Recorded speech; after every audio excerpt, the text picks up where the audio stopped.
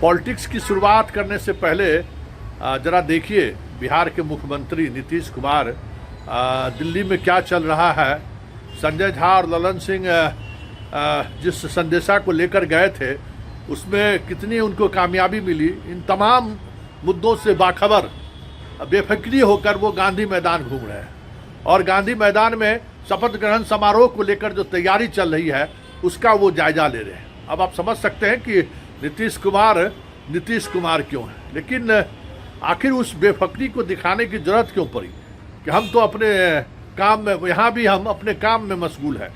सारे बड़े नेता आना है, कई राज्यों के मुख्यमंत्री आएंगे, देश के प्रधानमंत्री आएंगे, गृह मंत्री आएंगे, रक्षा मंत्री आएंगे, तमाम पॉलिटिकल पार्टी अलग अलग राज्यों से लोग आ रहे हैं, मेहमान आ रहे हैं। उनकी मेहमानबाजी में नीतीश अपने आप को मशगूल दिखा रहे हैं और दिल्ली में खेल चल रहा है। क्या है वो खेल? चलिए चलते हैं, बात करते हैं।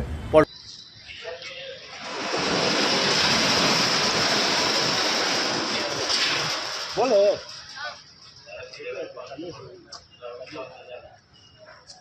आप दूरी बना। नमस्कार, पॉलिटिक्स में आप सबों का स्वागत है। और आज हम पॉलिटिक्स स्वाभाविक तौर पर सरकार के गठन को लेकर जो खींचतान चल रहा है, पॉलिटिक्स उसी का हिस्सा रहेगा। संजय झा, ललन सिंह की आज फिर से अमित शाह से मुलाकात हुई। वह 2 घंटे तक मुलाकात चली, लेकिन मीडिया से बचते हुए पीछे के गेट से वो रवाना हो गए। खबर है कि वो पटना आ रहे हैं। पटना थोड़ी देर में पहुँच ही जाएंगे। धर्मेंद्र प्रधान भी साथ हैं और सीधे मुख्यमंत्री आवास पहुँचेंगे, मुख्यमंत्री से बात होनी है। बड़ी खबर यह है कि अमित शाह कल ही आ रहे हैं और एनडीए के विधायक दल में वो शामिल होंगे और नेता की औपचारिक ऐलान होगा। मतलब मुख्यमंत्री कौन होंगे इस पर जो बैठक में, एनडीए की बैठक में जो फैसला लिया जाएगा उसकी अध्यक्षता या उसके बैठक में खुद शाह मौजूद रहेंगे। वैसे पर्यवेक्षक के तौर पर 2 बीजेपी के नेताओं को अधिकृत किया गया है एनडीए की बैठक से पहले, बीजेपी की जो विधायक दल की बैठक होगी उसके लिए। लेकिन बड़ा सवाल यह है कि आखिर 2 दौर के बातचीत के बाद नतीजा क्या निकला।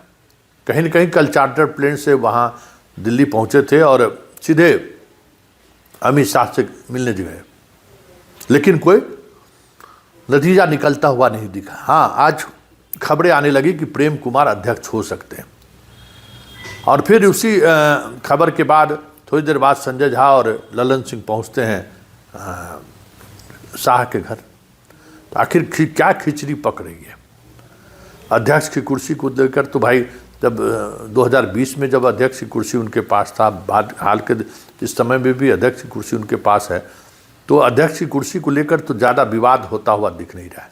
अध्यक्ष होंगे तो उपाध्यक्ष स्वाभाविक तौर पर जदयू का होगा, लेकिन जो बात कहीं न कहीं इतने बड़े बहुमत के बाद भी जिस तरीके की चीज़ें सामने आ रही हैं, तो ये तो तय लग रहा है कि अब विवाद आगे ना बढ़े या विवाद की गुंजाइश न रहे, इसलिए पुराने ही सारे लोगों को दोनों तरफ से रिपीट कर दिया जाए तो कोई बड़ी बात नहीं होगी।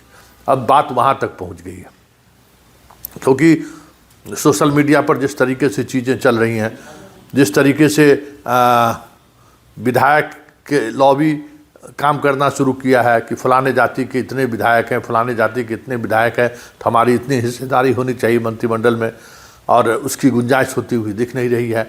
फिर दोनों डिप्टी सीएम को लेकर जिस तरीके से पार्टी और नीतीश असहज थे, लग रहा था कि कुछ बदलाव होगा, वो भी होता हुआ दिख नहीं रहा है। जैसे में शाह का पहले आना संदेश क्या है, धर्मेंद्र प्रधान का साथ आना संदेश क्या है?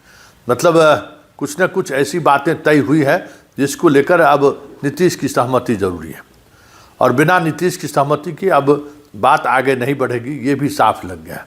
तो आखिर नीतीश किस बात को लेकर असहमत है? क्या उनके उस 2.5 साल और 2.5 साल का फार्मूला का तो बात सामने नहीं आ रहा है कि 2.5 साल आप रहिए, 2.5 साल हम रहेंगे, या नीतीश कुमार के एग्जिट की तो बात कहीं नहीं आगे फंस गई है। कई तरह के सवाल हैं। उन तमाम सवालों के बीच हमें लगता है कि ये मंथन का दौर जारी रहेगा और आज देर रात तक नहीं तो कल तक कुछ न कुछ स्थिति स्पष्ट होता हुआ दिखने लगे। कोई मंत्रिमंडल के गठन को लेकर कोई समस्या नहीं है, पूर्वत वही रहे, विवाद कम होगा, ये हमको लगता है कि नीतिगत निर्णय इन लोगों ने ले लिया है। उसी तरीके से अब जदयू के सुमित सिंह हार गए हैं तो मंजीत सिंह की एंट्री हो सकती है। मंजीत सिंह नीतीश कुमार के खासम खास रहे हैं। अगर प्रेम कुमार अध्यक्ष बन जाते हैं तो फिर अति पिछड़ा का कोटा वहाँ पूरा हो जाएगा। तो ये सारी कवायद चल रही है कि भाई कुछ न कुछ इस तरीके से एक मैसेज भी देने की कोशिश किया जाए, क्योंकि विशाल जनमत में आपको सब खुश रहे ये भी दिखाना जरूरी है, और इसके लिए मंत्रिमंडल में हर जाति का प्रतिनिधित्व रहे ये भी दिखाना जरूरी है, जिसको लेकर कहीं न कहीं खींचतान चल रहा है। 15 की 16 ये भी बात है कि भाई 15 और 16 में भाई किसको कितना मिलता है। अब देखना दिलचस्प ये होगा कि इस पूरे मसले को किस तरीके से शाह टैकल करते हैं, क्योंकि ये तो साफ हो गया कि नीतीश कुमार को लेकर जो शुरुआती दौर में खबरें आ रही थी वो अब उस खबर पर विराम लग चुका है। अब बीजेपी के पास कोई गुंजाइश नहीं है कुछ अलग सोचने का। बीजेपी के पास न वो स्पेस है जो कुछ अलग सोच ले। तो ये सारी चीज़ें चल रही हैं, लेकिन जो पेच है ना, वो पेच दूसरी वार्ता के बाद थोड़ा खुलती हुई नज़र आ रही है। अब नीतीश की क्या सहमति होती है ये देखना होगा कि मंत्रालय में कौन कौन सा मंत्रालय सहयोगी दलों को दी जाए। बीजेपी और जदयू किस किस मंत्रालय को अपने पास रखना चाहता है, क्योंकि नीतीश कुमार ने तो साफ कर दिया है कि जो हमारे पूर्व के जो मंत्रालय रहे हैं उसमें हम किसी तरीके का छेड़छाड़ नहीं चाहते हैं।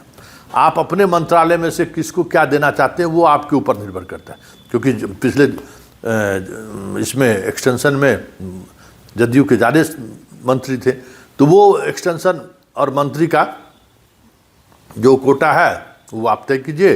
सहयोगी दल को क्या देना चाहते हैं वो आप पर निर्भर करता है। खैर ये सारी बातें चल रही हैं, लेकिन शाह का आना संकेत है कि कुछ न कुछ चीज़ें हैं जिसको लेकर बिहार असहज है, और शाह उस असहजता को कह सकते हैं कि या तो कम कर दें या फिर उसका क्या रास्ता हो सकता है, उस रास्ते को लेकर हमें लगता है कि एक दिन पहले आने का मतलब ही वही है कि शपथ ग्रहण की तारीख तय हो जाए, उससे पहले सारी उस तरीके की जो समस्याएं हैं या जो कुछ चीज़ें चल रही हैं उनका सहज और सुलभ क्या हल निकल सकता है।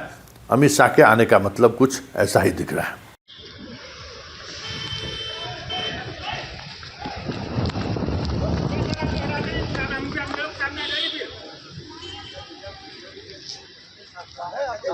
अच्छा ठीक।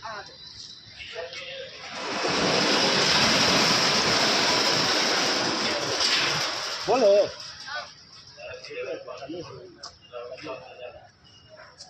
आप दूरी बना